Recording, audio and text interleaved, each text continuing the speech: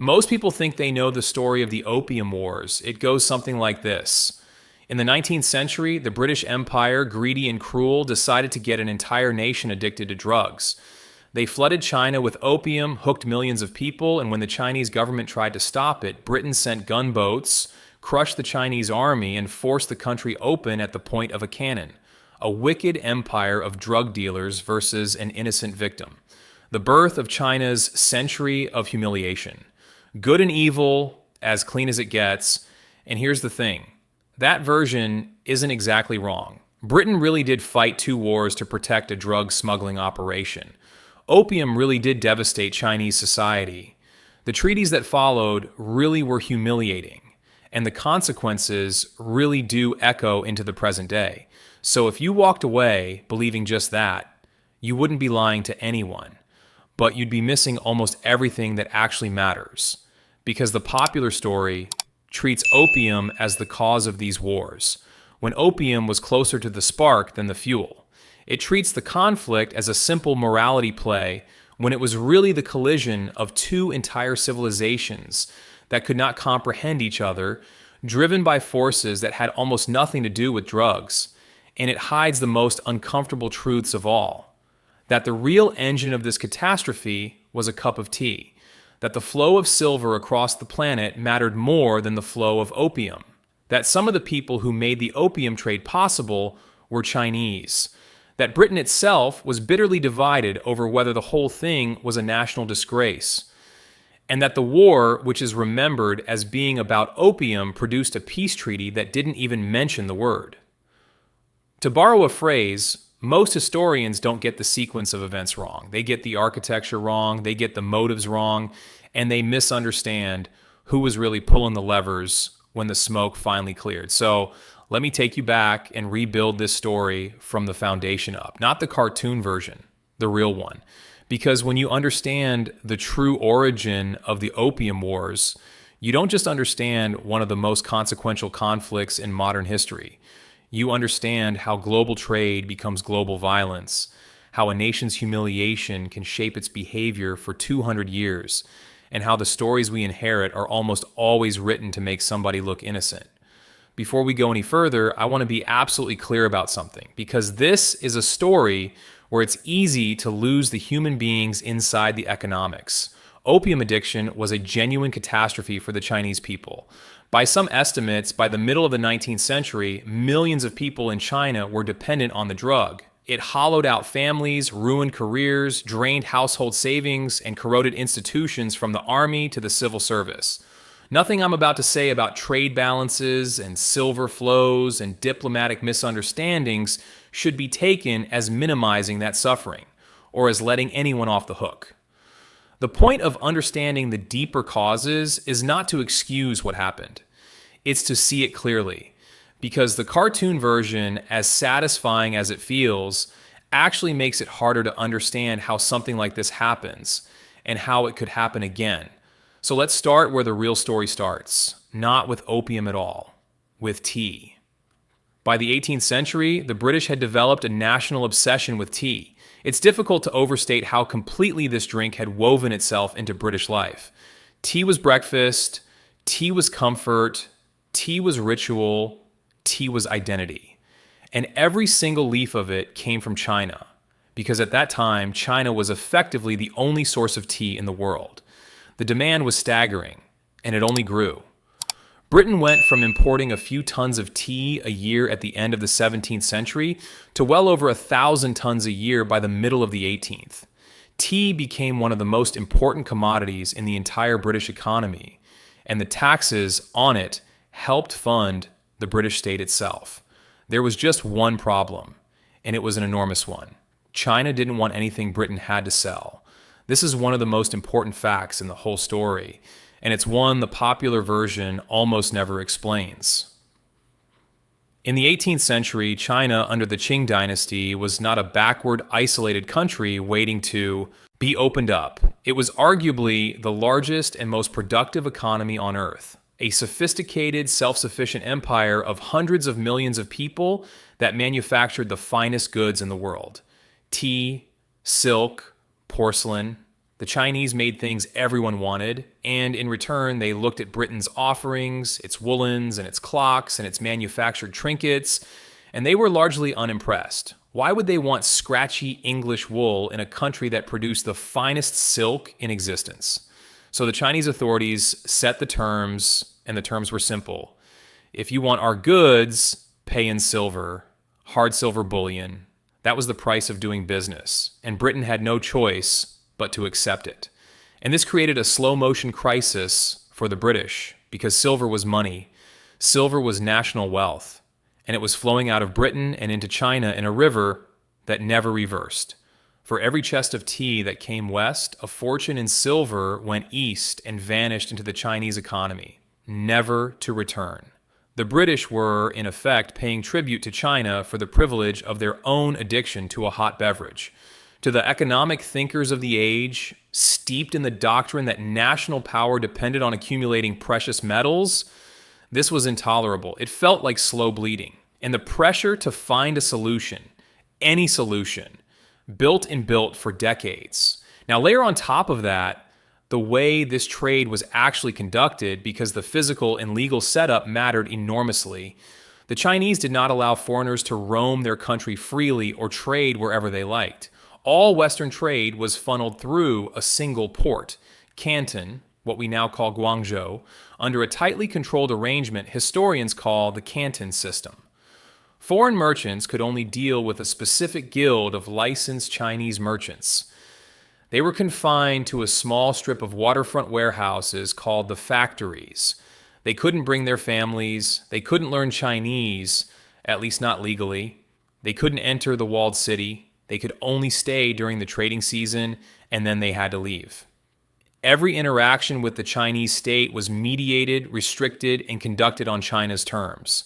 For the British, and especially for the rising class of free trade enthusiasts who believed commerce should flow without barriers, this was infuriating. They saw themselves as representatives of the most advanced commercial civilization on Earth, and here they were being treated like tolerated guests, penned into a waterfront, forbidden even to speak directly to Chinese officials. Their sense of national pride curdled into resentment, and this resentment, this feeling of being disrespected by a China that considered itself the center of the civilized world and everyone else a barbarian, is one of the deep engines of everything that followed. The Opium Wars were about opium, yes, but they were also, from the British side, about status, about being treated as equals, about forcing China to acknowledge Britain as a peer rather than a supplicant. You can see this collision perfectly in an episode that happened in 1793, decades before any shooting started. Britain sent a grand diplomatic mission to China, led by Lord Macartney, loaded with the finest examples of British technology and manufacturing, telescopes and clocks and scientific instruments, hoping to dazzle the emperor into opening up trade, establishing a permanent embassy, and treating Britain as a diplomatic equal. The mission was a complete failure. The emperor, Qianlong, received the British politely, examined their gifts, and then sent back a letter to King George essentially explaining that China possessed all things in abundance, had no need whatsoever for the manufactures of outside barbarians, and considered the whole request faintly absurd. From the Chinese perspective, this wasn't arrogance. It was simply the reality of the world order as they understood it, with China at the civilized center and everyone else on the periphery permitted to bring tribute. From the British perspective, it was a humiliation and an insult that would fester for 2 generations. So here is the situation by the early 19th century. Britain is addicted to Chinese tea. China will only take silver. Silver is draining out of Britain at an alarming rate. Britain feels commercially strangled and diplomatically disrespected, and the entire relationship is straining. Under the weight of a trade imbalance that no one on the British side can figure out how to fix. And then they found the answer. The one commodity that Chinese consumers actually wanted. The one thing that could reverse the flow of silver and turn Britain's crippling deficit into a surplus. Opium. Opium wasn't new to China. It had been known and used medicinally for centuries, but smoking it recreationally, especially mixed with tobacco, was a newer and far more addictive habit, and demand was rising. And crucially, Britain had a nearly perfect supply. In India, which the British East India Company was busy conquering and consolidating into a colonial empire, the climate and soil were ideal for growing opium poppies. The company established a monopoly over opium production in the region of Bengal. They industrialized it, standardized it, packed it into chests, and created a machine for manufacturing the drug on a massive scale. Now here's where it gets clever and where you really start to see the architecture of the thing. The importation of opium into China was illegal. The Chinese government had banned it. So the British East India Company, which held the monopoly and didn't want to be caught red-handed smuggling contraband into a country it wanted to trade tea with, set up a system of plausible deniability that was frankly ingenious in its cynicism. The company grew the opium and auctioned it off in India to private merchants, the so-called country traders. Those private traders, not the company itself, carried the opium to the Chinese coast. They anchored their ships at places like Linton Island, an offshore depot outside Chinese jurisdiction, where the opium sat in floating warehouses. Chinese smuggling networks, working with corrupt local officials, then distributed the drug inland. The silver the traders earned flowed back into the company's coffers, and the company used that silver to buy the tea that Britain craved. Look at what this accomplished. The triangular trade was complete. British India grew the opium. The opium was sold in China for silver. The silver bought Chinese tea for Britain. And the deficit that had bled Britain for a century was not just closed, but reversed.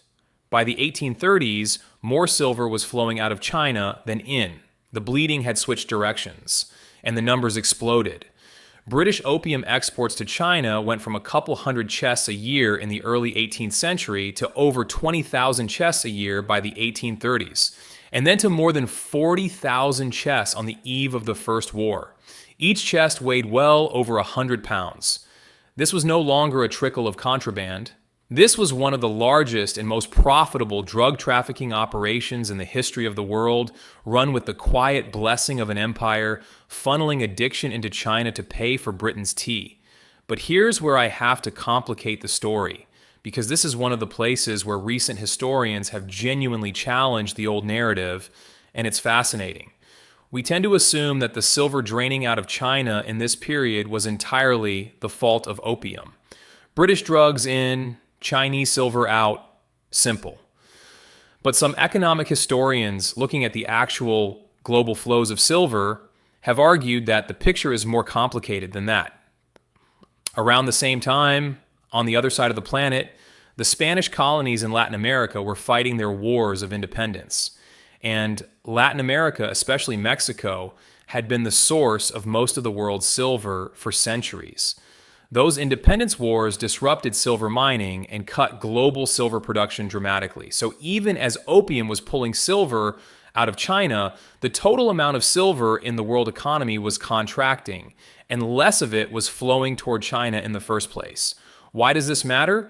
Because it means China's silver crisis, the crisis that panicked the Qing government and helped trigger the whole confrontation, was partly caused not by opium at all, but by a supply shock originating in the collapse of the Spanish Empire in the Americas. The Chinese officials living through it couldn't see that. They saw silver leaving, they saw opium arriving, and they connected the two into a single story of foreign poison draining the lifeblood of the nation. And that story wasn't entirely wrong. Opium absolutely made things worse, but it may have mistaken a global monetary earthquake for a simple drug problem. That's the kind of hidden complexity the cartoon version erases completely. Sometimes the villain in the story you're living is invisible and lives on another continent. Whatever the precise mix of causes, the effect inside China was devastating and undeniable, and it worked its way into the deepest structures of Chinese society in a way that most people never appreciate. As silver drained away, silver became more valuable relative to the copper coins that ordinary Chinese people used for everyday transactions. And here's the cruel mechanism. Chinese peasants earned and spent in copper, but their taxes were assessed in silver. So as silver appreciated, the real burden of taxation on the poorest people in the country quietly, relentlessly increased, even though the official tax rate never changed. Farmers were being squeezed by a monetary force they couldn't see or understand. Rural hardship deepened, resentment festered. The opium crisis wasn't just about addicts in coastal cities. It was reaching into the rice paddies of the interior and destabilizing the entire social order of the Qing state. So the Chinese government faced a genuine emergency, and this is another part the popular story flattens. The Qing court was not a monolith that simply decided to heroically resist evil foreign drugs. It was deeply divided, and it held a serious, sophisticated internal debate about what to do. One faction argued for legalization. Their logic was pragmatic. The ban clearly wasn't working, smuggling was rampant, and the corruption it bred was poisoning the government itself. So why not legalize opium, tax it, regulate it, and at least stop the silver from hemorrhaging out through illegal channels? The other faction argued for total prohibition and a ruthless crackdown, insisting that a moral society could not simply surrender to a poison and that the drug had to be stamped out at its source, no matter the cost. And I want to pause on the corruption point because it's crucial and it's uncomfortable. This trade could not have functioned without Chinese participation. Chinese smuggling syndicates moved the opium inland. Chinese merchants bought and sold it. Chinese officials, from petty coastal functionaries all the way up, took bribes to look the other way. The image of a purely innocent China victimized by purely foreign villains is emotionally satisfying, but it isn't accurate. China was not a passive object in this story. It was a society with its own addicts, its own dealers, its own corrupt officials, and its own fierce internal argument about how to respond. Recognizing that doesn't shift the blame away from Britain for waging war, but it does replace a cartoon with actual human beings making actual choices. In the end, the Emperor Daoguang sided with the hardliners. Prohibition it would be. And to enforce it, he chose one of the most respected and incorruptible officials in the empire, a man whose name deserves to be far better known in the West than it is, Lin Zexu. Lin was a Confucian scholar of genuine moral seriousness, and when he arrived in Canton in 1839 as the emperor's special commissioner, he went after the opium trade with a determination no one had expected. He arrested Chinese dealers by the thousands. He seized pipes and stockpiles. He demanded that the foreign merchants hand over every chest of opium they were holding, and he wasn't bluffing. He surrounded the foreign factories, cut off their supplies, and effectively held the merchants under blockade until they complied. He even wrote a remarkable letter addressed to Queen Victoria herself, appealing to her conscience. He pointed out quite reasonably that opium was banned in Britain too, and asked how she could permit her subjects to inflict on China a poison she would never allow to be sold freely to her own people. It was a genuinely powerful moral argument. The letter, as far as we know, never reached her. Under Lin's pressure, the British trade superintendent, a man named Charles Elliot, told the British merchants to surrender their opium, and they handed over a staggering quantity, around 20,000 chests, something like 2.5 million pounds of the drug. Lin had it destroyed at a place called Human, dissolving it in trenches mixed with salt and lime and flushing it out into the sea, a process that took weeks. By the standards of drug enforcement, it was one of the most spectacular seizures in history. Lin thought he had won. He had struck a decisive blow against the poison trade. Instead, he had lit the fuse. And here is where you see the hidden machinery of the whole conflict, the part that reveals what this war was truly about. Because when Charles Elliot ordered the British merchants to hand over their opium, he did something extraordinarily consequential. He didn't just tell them to surrender it. He promised them, in the name of the British government, that the Crown would compensate them for their losses. In one stroke, he transformed the situation entirely. A pile of illegal contraband owned by private drug smugglers suddenly became a debt owed by the British government to its own subjects. The losses of the opium traders were now, on paper, a liability of the Crown. And a government that owes its own merchants millions of pounds has a powerful incentive to go and extract that money from someone else. In this case, from China. This is the follow the money heart of the story. The push for war did not come primarily from some abstract national desire to sell drugs. It came from a specific, powerful, well-organized commercial interest that stood to lose or gain fortunes. The great opium trading firms, the most famous of which was Jardine, Matheson, and Company, were not passive observers. William Jardine personally traveled to London and lobbied the British Foreign Secretary, Lord Palmerston, relentlessly. He provided maps, he provided intelligence on Chinese defenses. He essentially handed the government a plan for how to fight and win a war against China, and he argued forcefully that British honor and British commerce demanded it. These private merchants, whose wealth depended entirely on the opium trade, were among the loudest voices pushing a reluctant government toward war. The war that would be remembered as a crime of the British nation was, in large part, engineered by a handful of private traders protecting their business, and the government was reluctant, which is yet another fact the simple story erases. Britain was not united in bloodthirsty enthusiasm for a drug war. When the matter came before Parliament in 1840, it provoked one of the most heated debates of the era. A young rising politician named William Gladstone, who would later become one of Britain's greatest prime ministers, stood up and delivered a blistering denunciation. He said he knew of no war more unjust in its origin, no war more calculated to cover his country in permanent disgrace. He argued that justice was on the side of the Chinese, that Britain was fighting to protect an infamous and immoral traffic, and that God's judgment might fall on England for it. It was a stunning moral condemnation from within the heart of the British establishment. And when the vote finally came on whether to effectively support the war, it passed by the narrowest of margins. 271 votes to 262, a margin of just 9 votes. Think about that. One of the most infamous wars in the history of empire, a war whose consequences would shape the world for the next century and a half, was authorized by a swing of a handful of members of parliament. If 9 men had voted the other way, the entire history of China and the West might have unfolded differently. This was not the united will of a wicked nation. It was a bitterly contested decision that Britain very nearly didn't make, but it did make it. And once the decision was made, the outcome of the actual fighting was never really in doubt, because of the single greatest advantage the British possessed. Not opium, not numbers, technology.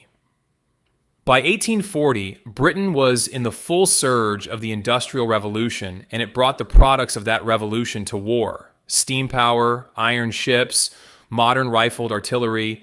The most famous symbol of the war was a ship called the Nemesis, an iron-hulled, steam-powered gunboat that could move against wind and current, navigate shallow rivers, and pour devastating fire onto Chinese positions. The Qing military, by contrast, was still largely equipped and organized for an earlier age, relying on wooden war junks, older cannon, and coastal forts that were never designed to withstand modern naval bombardment. The result was less a war than a series of demonstrations of industrial power.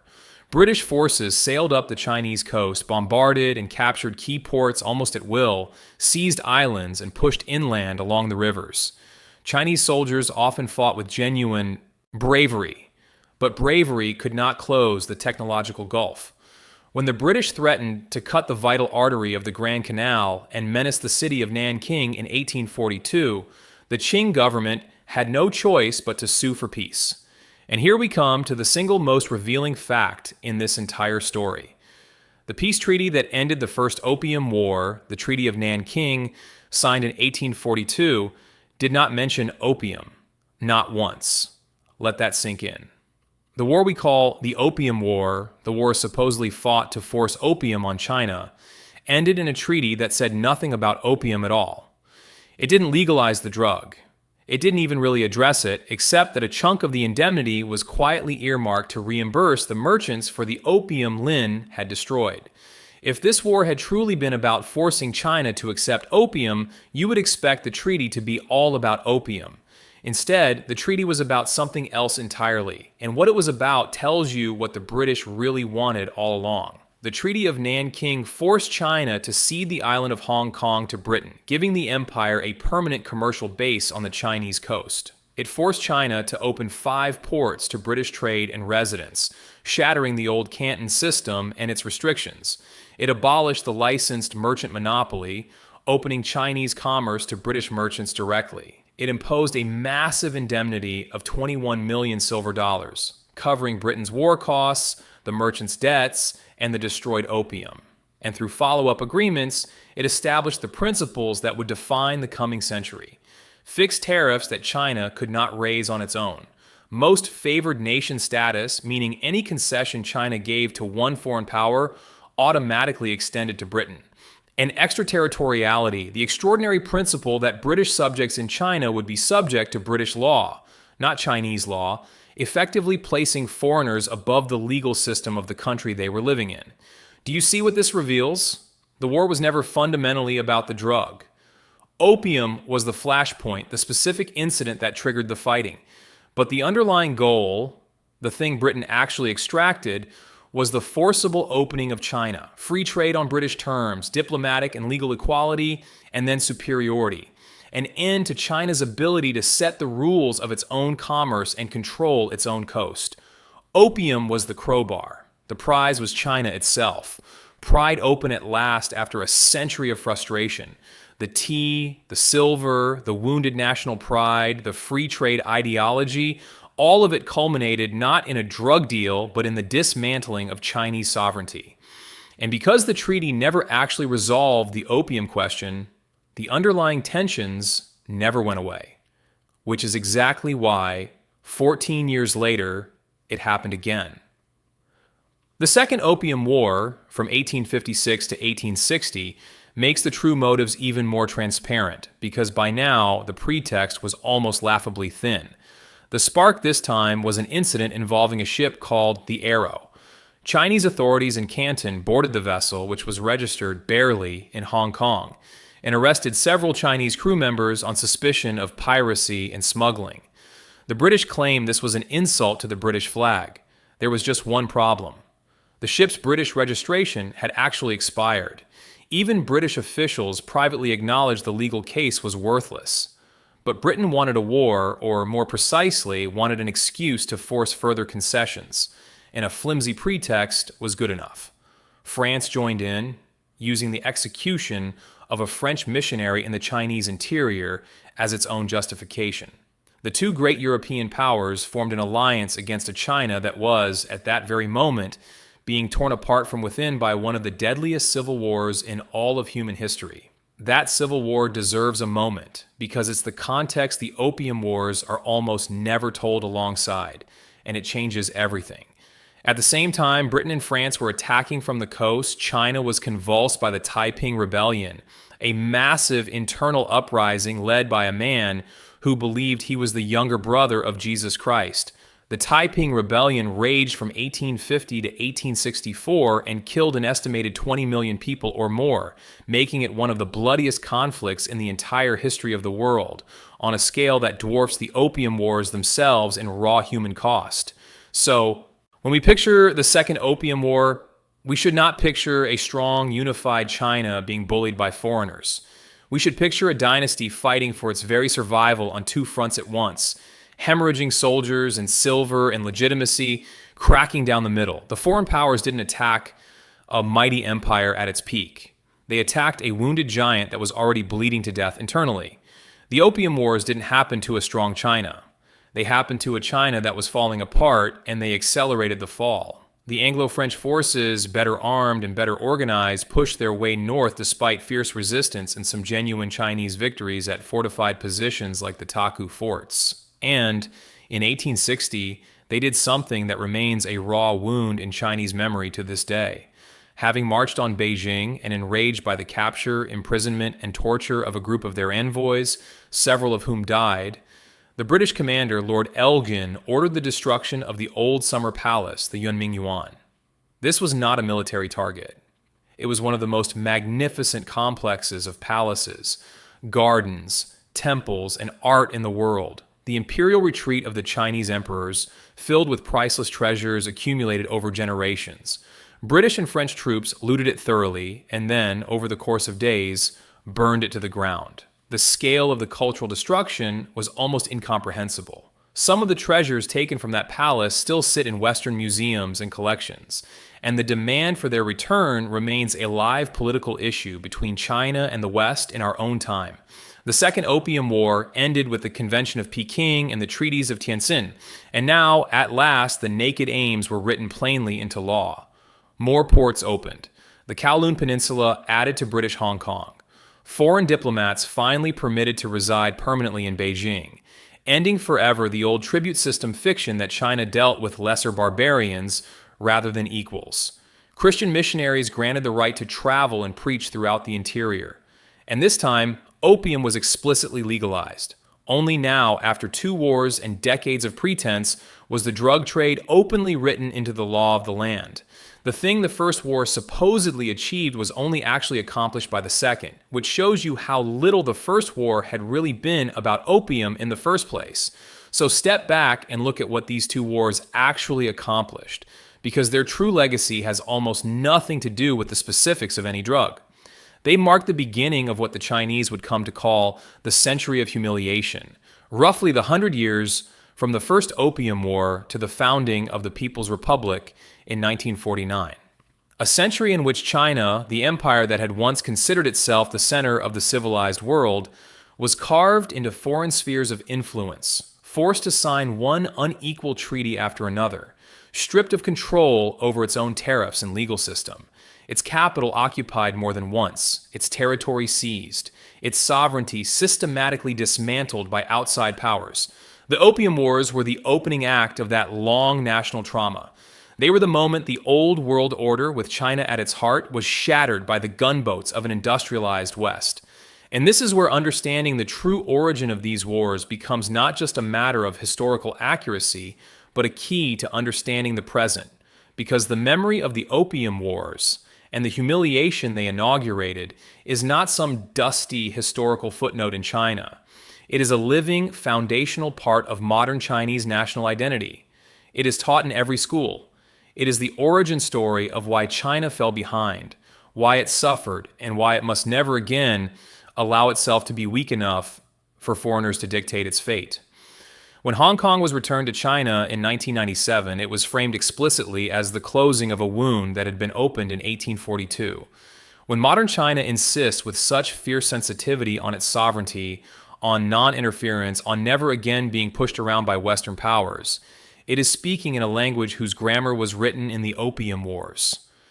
You genuinely cannot understand the psychology of modern China, its pride, its defensiveness, its determination to become so strong that it can never be humiliated again, without understanding this history. The wars ended over a century and a half ago. Their echo shapes the front pages today. So what do historians get wrong about the Opium Wars? The same thing people tend to get wrong about almost every great historical catastrophe. They mistake the spark for the fuel. They mistake a symbol for the substance. The popular story says the Opium Wars were about a wicked empire forcing drugs on an innocent nation. And because that story contains real truth, it feels complete. But it isn't. The deeper truth is that these wars grew out of a century of trade imbalance rooted in Britain's addiction to tea, out of a global silver crisis that reached from the mines of Mexico to the tax collectors of rural China, out of a collision between 2 civilizations, one that believed in free trade and diplomatic equality, and one that believed itself the rightful center of the world, neither of which could truly comprehend the other, out of the greed of specific private merchants who engineered a war to protect their fortunes, out of the corruption and complicity that existed on every side, and out of the overwhelming technological gulf that turned a commercial dispute into a massacre. And there's a caution buried in all of this, a warning against the opposite error too. Because in correcting the cartoon, some have swung too far the other way, arguing that the Opium Wars weren't really about opium at all, that China was hardly a victim, that it was all just a normal trade dispute dressed up in moral outrage after the fact. That's its own distortion. Britain did fight wars to protect a drug trafficking operation. The suffering opium caused in China was real and immense. The treaties were genuinely unjust, imposed by force on a country that had every right to control what crossed its own borders. Understanding the complexity is not the same as excusing the crime. The honest picture holds both truths at once, the tangled economic machinery and the real human cost, without collapsing into either the simple morality tale or the cynical dismissal of it. That's the hard, uncomfortable, fully human version of this story. It doesn't give you a clean villain to hate or a pure victim to pity. It gives you something more valuable and more disturbing.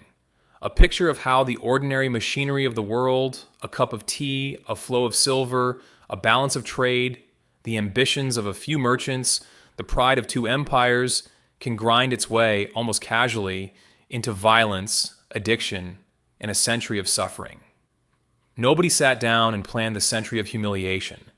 It emerged piece by piece from 1,000 smaller decisions, each one made by people who were mostly just trying to protect their own interests. And that, in the end, is the most unsettling lesson of all. The greatest catastrophes in history are rarely the work of cartoon villains. They are the work of systems, incentives, and ordinary human appetites, following their logic all the way to the edge of the cliff and then over it. The next time you hear the Opium Wars described as a simple tale of British drug dealers and Chinese victims, remember what's really underneath it. Remember the tea. Remember the silver flowing across oceans and continents. Remember the treaty that didn't mention opium. Remember the vote that passed by 9?